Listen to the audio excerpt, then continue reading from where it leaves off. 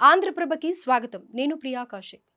Boeing ప్రమాదం answers కంటే ప్రశ్నలే ఎక్కువ. అలాంటి రిపోర్ట్ అవసరమా? అహ్మదాబాద్ విమాన ప్రమాదం ఏఐబి ప్రాథమిక నివేదిక. అన్ని ప్రశ్నలే, సమాధానాల ఎక్కడ? అసలు ఏం జరిగింది? రిపోర్ట్లో ఏముంది? ఏదైనా పెను విషాదం లేదా ప్రమాదంపై జరిగే దర్యాప్తు ఎంతో బాధ్యతాయుతంగా ఉండాలి. ఎందుకంటే అక్కడ ఏం జరిగిందో చెప్పే ప్రయత్నం చేసినప్పుడు ఎలాంటి సందేహాలకు, ప్రశ్నలకు తావియకూడదు. ఇన్వెస్టిగేషన్ చేసేదే అసలు ప్రమాదం లేదా విషాదం ఎలా జరిగింది అనేది తెలుసుకోవడానికి. కానీ ఇక్కడ ఈ విషయంలో మాత్రం అలా జరగలేదు. అవును, అహ్మదాబాద్ ఎయిర్ ఇండియా విమాన ప్రమాద ఘటనపై బయటకు ప్రాథమిక నివేదిక బయటకు వచ్చింది.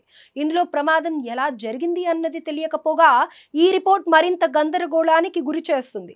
ఒక్క మాటలో చెప్పాలంటే సమాధానాల కంటే ప్రశ్నలే ఎక్కువగా ఉన్నాయి. అసలు ఆ రిపోర్ట్లో ఏముంది? అధికారులు ఏం చెప్పారు?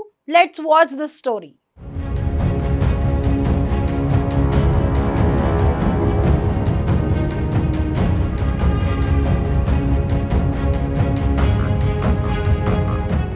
ఎయిర్ ఇండియా విమాన ప్రమాదంపై దర్యాప్తునకు భారత విమానయాన మంత్రిత్వ శాఖ నాయకత్వం వహించింది. రీసెంట్ గా ఏఐబి విడుదల చేసిన నివేదిక చాలా వరకు రొటీన్ గా ఉంది. ఇది విమానం పరిస్థితితో పాటు పైలట్ల అనుభవాన్ని ప్రస్తావించింది. అందులో ఆందోళన చెందాల్సింది ఏం లేదు. కానీ రిపోర్ట్లో ఉన్న చివరి పేజీనే కాస్త డిఫరెంట్ గా ఉంది. అసలు విమాన ప్రమాదం ఎలా జరిగిందో తెలుసుకునే ప్రయత్నం చేద్దాం.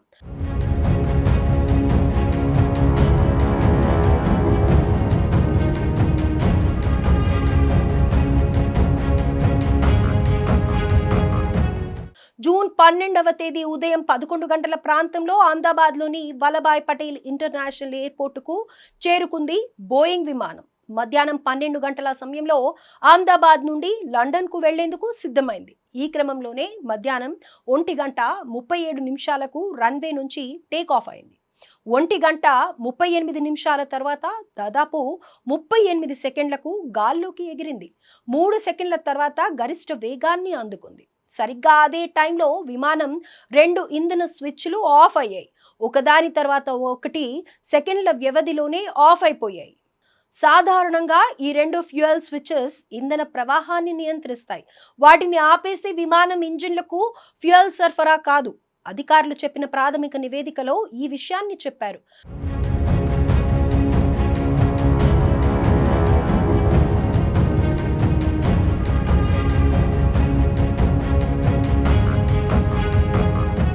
విమానం 2 ఇంధన స్విచ్లు ఆఫ్ అయ్యాయి కాబట్టి ఇంజిన్లు ఆగిపోయాయి. ఇక ఈ సమయంలోనే పైలట్లు ఇద్దరు ఒకరితో మరొకరు మాట్లాడుకున్నారు.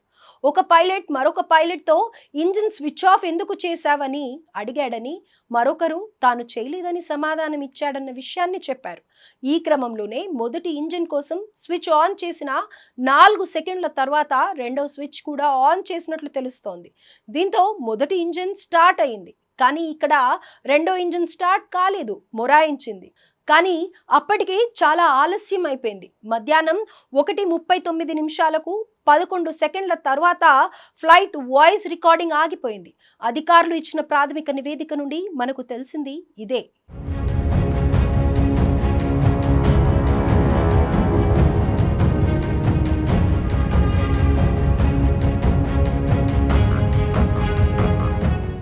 బోయింగ్ ఎయిర్ ఇండియా విమాన ప్రమాదం భారత చరిత్రలోనే పెను విషాద ఘటన.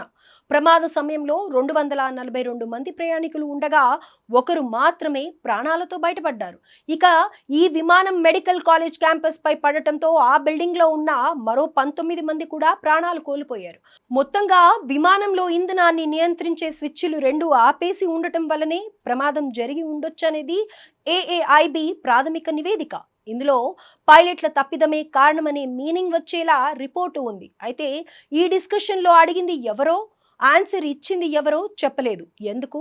ఆ విషయాన్ని బయట పెట్టడానికి ఏమైనా అభ్యంతరాలు ఉంటే అసలు ఆ కాక్పిట్ వాయిస్ను బయట పెట్టడం ఎందుకు మరి? పైగా ఇది కేవలం ప్రాథమిక రిపోర్టే కాబట్టి వెంటనే ఎలాంటి నిర్ణయానికి రావద్దని చెప్పింది.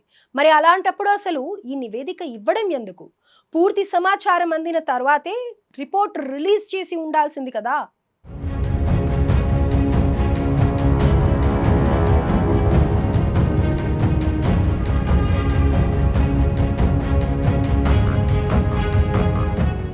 ఇక ఘటనా స్థలంలో దొరికిన స్విచ్లను పరికరంలో అవి రెండు ఆన్ చేసి ఉన్నాయని సమాచారం.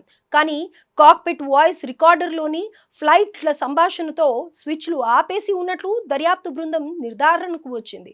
అంతేకాదు రెండో పైలట్ వెంటనే వాటిని సరిచేసి ఉండొచ్చని, అందుకే అవి ఆన్ మోడ్లో ఉండి ఉంటాయని రిపోర్ట్లో పేర్కొంది.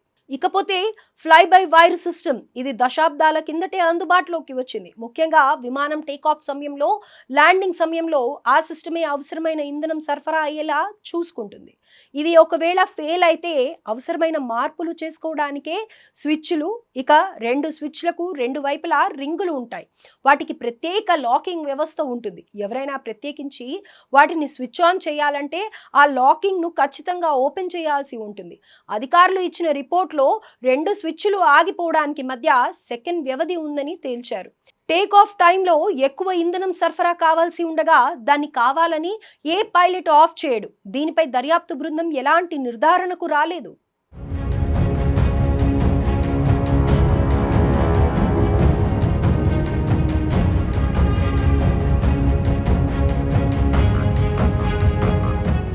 Main pilot Sumit Sabharwal Boeing 787ను సుమారు 8,600 గంటల పాటు నడిపిన అనుభవం. కో పైలట్ క్లైవ్ కుందేర్కు బోయింగ్ పై 1,100 గంటల అనుభవం. మొత్తంగా వీరిద్దరూ 3,403 గంటల అనుభవం. ప్రధాన పైలట్ పర్యవేక్షణలో కో పైలట్ ఇష్టానుసారంగా చేయడం కష్టం. ఒకవేళ అలాంటి ప్రయత్నం జరిగి ఉంటే దానికి సంబంధించిన వాయిస్ రికార్డర్లో రికార్డ్ అయి ఉండేది. కానీ అలాంటిదేమీ జరగలేదు. మొత్తంగా ప్రమాదం ఎలా జరిగిందన్నది తెలియకపోగా దర్యాప్తు సంస్థల నివేదికతో కొత్త ప్రశ్నలు తలెత్తాయి. పూర్తి స్థాయి దర్యాప్తునకు అధికారులు వెనకాడుతున్నారా? పైలట్ల మధ్య సంభాషణ కేవలం ఒక ప్రశ్న జవాబేనా? దానికి ముందు కానీ వెనుక కానీ వాళ్ళేం మాట్లాడుకోలేదా? మొత్తం సంభాషణను ఎందుకు బయట పెట్టలేదు అనే డౌట్స్ తెరపైకి వచ్చాయి. ఈ పెను విషాదంలో సుమారు 270 మందికి పైగా ప్రాణాలు కోల్పోయారు. ఇప్పటికే తమ వారిని కోల్పోయి విచారంలో ఉన్న బాధిత కుటుంబాల్లో అరాకొర దర్యాప్తులతో, అసంపూర్తి నివేదికలతో అయోమయాన్ని మరింత పెంచకూడదు. వాళ్లకు స్పష్టమైన సమాధానాలు కావాల్సి ఉంది. సో ఇప్పటికైనా పూర్తి స్థాయి నివేదికను ఎలాంటి గందరగోళాలు, అనుమానాలు లేకుండా అందించాలని కోరుతున్నారు.